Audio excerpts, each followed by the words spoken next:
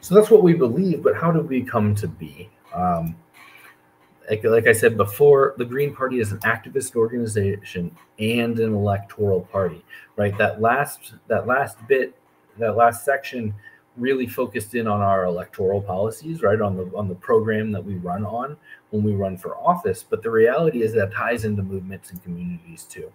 The early Green movement from the 1980s and through the 2000s, it was built on the energies of the civil rights, feminist, environmental, and peace movements from the 1950s to 1970s. And it was a conversation that happened regularly in these movements. Where are we putting our voice? Are we funneling into the Democratic Party and trying to, coerce, twist their arm enough that we get better appeasements from them, or are we trying to have, or should we be trying to build an independent voice for the working class for our movement? And various movements and parties have started down that independent direction and have had various levels of success, though most have either folded or been absorbed into the Democratic Party.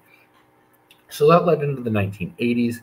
And in 1984, a group of Greens met in Minneapolis, Minneapolis, Minnesota, and it formed what was called the Green Committees of Correspondence.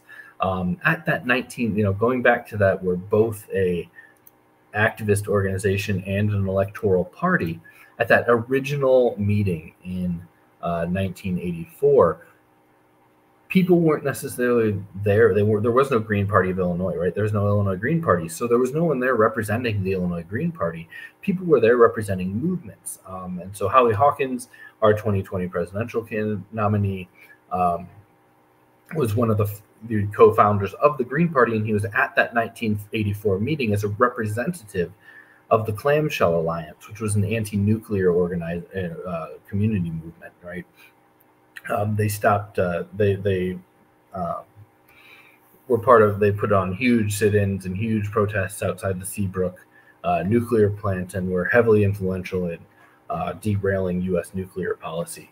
And Howie was there as a representative and a founder of the Clamshell Alliance, not as a Green from the state of New York or Vermont or any other state. So that was 1984. That was the Green Committees of Correspondence were formed. 1991, the Greens, or the Green Party USA, was first formed. That's our first foray into officially being an electoral party. You can Google 1991 Green Party formation C-SPAN, and you can actually go back and watch it. And I recommend you do, because what you'll see is you'll see some people sitting on stage talking about issues, and you could transplant them to today. And in many ways, that their issues are still very, very relevant, right?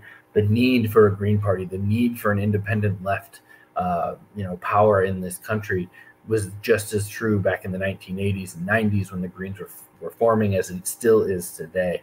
In 1996, but the Green Party USA is still largely focused on education and organizing, despite officially becoming a national party.